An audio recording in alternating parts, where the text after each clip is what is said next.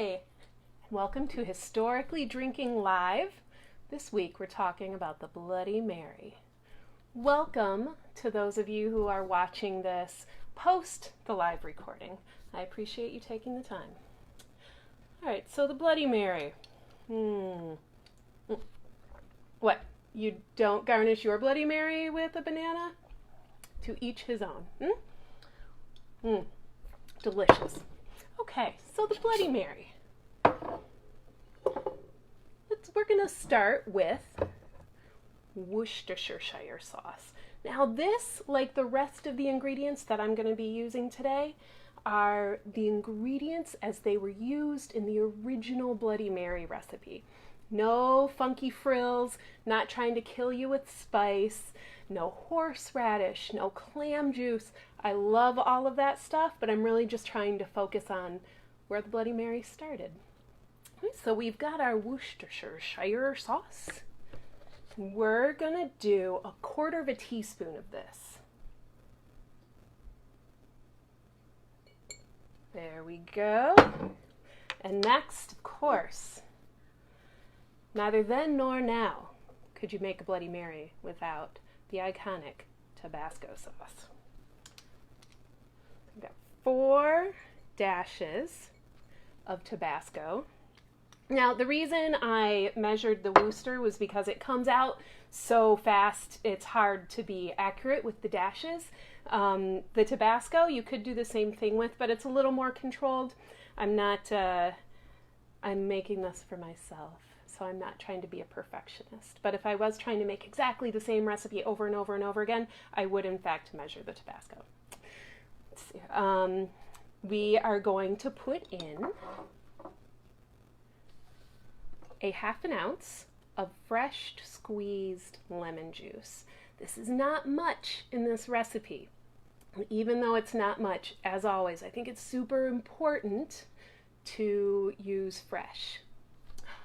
Jair, hello, thank you for watching. Okay, there's the lemon juice. Next, we have the tomato juice. This is the first time that I'm using a brand of organic tomato juice. It turned out really good in this one. It's Simple Truth organic tomato juice, which is a Kroger brand. It's great. It's also super cool if you make your own tomato juice. If you really want to do it up, make your own. There we go. There's our 4 ounces of tomato juice.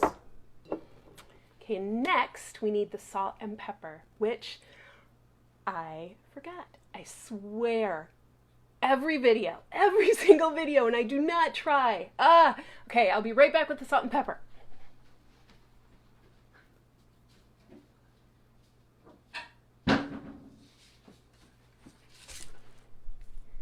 Salt and pepper. So we're just going to do a little grind of pepper, a little grind of salt, and of course, our final ingredient is the vodka. Now this is Carlson's. This is my go-to vodka. This is Carlson's is made from potatoes, like Chopin. Has a little extra flavor.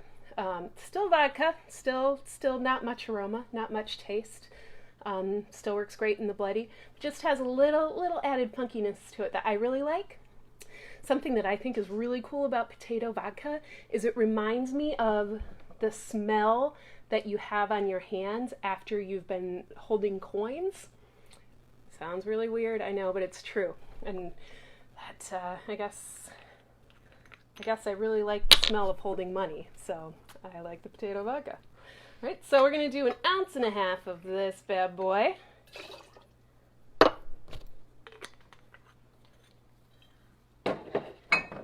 Ooh. All right, now what I'm going to do is I'm going to put ice into, I have 2 tins, so I put ice in one. Now I'm going to roll it back and forth to chill it. It doesn't need all the as much aeration and feeding up as shaking takes, but it does need a little bit of mixing. But just that's fine. It's mixed perfectly well now. Okay, so I want to ice my glass. I did pre-chill this, which is something I haven't talked about before, but is a really great idea when you're making cocktails. Oh, hi, Karen. Welcome. When you're making cocktails, if you chill your glass ahead of time, either by putting it in the fridge or putting ice in it, it really makes a big difference, because then a slightly warm or even room temperature glass doesn't heat up the cocktail that you've worked to make ice cold. Okay, adding the ice to the glass. The sound of ice is so exciting. You know something good is coming. All right. I'm going to strain the Bloody Mary in.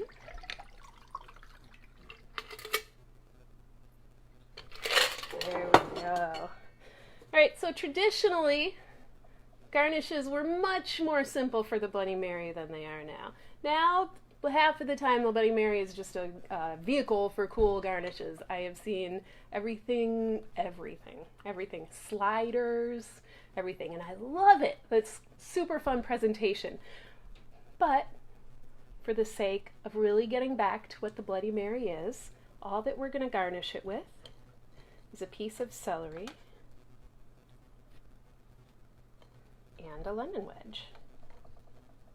There we go. Which I did not cut a slit in, so, okay, there we go. That'll work better. There we go. All right, let's see how it is. Someday I'm going to totally mess up, and one of these is going to be awful. Not today. It is fantastic. Now, if you want to add all those crazy garnishes, if you want to put horseradish in, clam juice, tons of spice, your Bloody Mary is your cocktail, and you should drink it how you want it. But I do think that it's a valuable thing to know the basics and then to build upon them. So, the Bloody Mary. It was invented maybe 1920s, maybe 1930s, probably 1920s. But like everything with Bloody Mary history, we pretty much know, but it's not exact what we know. So we also know that it was invented most likely by one of two people. George Jessel, who was a New York guy about town. Okay, so he was not a bartender, but lots of people make drinks at home or tell their bartenders how they want their drinks made, and sometimes that's how new drinks are come up with. So George Jessel did in fact lay claim to the invention of this drink, and there is some evidence to support that. The other person who laid claim to it, and who there is also evidence to support, is a gentleman from France, M. Fernand Pete Petio. He worked at the incredibly famous and still existing Harry's American Bar in Paris. He worked there. He worked at the Savoy in London. He worked at a famous bar here in New York. He could have come up with the Bloody Mary at any of those places. So, Bloody Mary invented by one of those guys, 20s or 30s, and either in New York, Paris, or London. We're not sure. The other thing that we're not sure of is where the name came from. Could have been, there's stories of it being one of these guys' friends, a bar regular. You'll hear a lot of tales of it being named after Queen Mary. Hi, Jennifer. Hi, Rhonda. That's very unlikely to be true. But what I like about that particular story is that the other thing that is said to be named after Queen Mary, and probably isn't, is the Bloody Mary horror legend, where you say Bloody Mary 13 times in the mirror, and then Bloody Mary appears.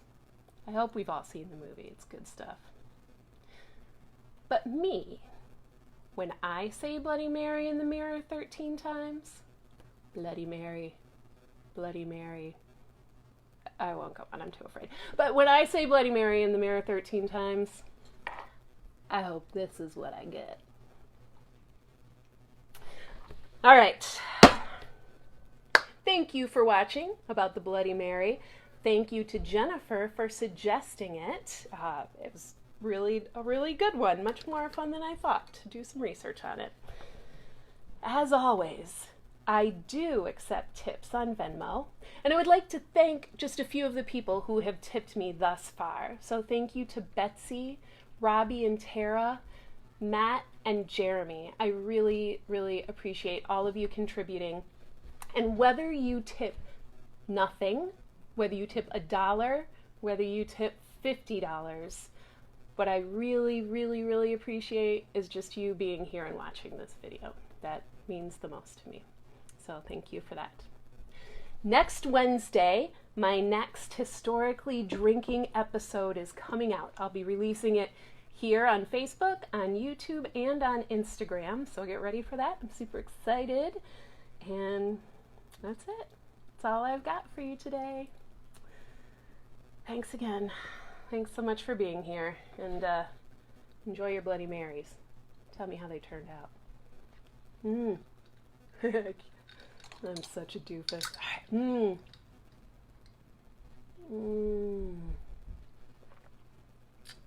All right. Bye, everybody. Love you. Thanks for watching.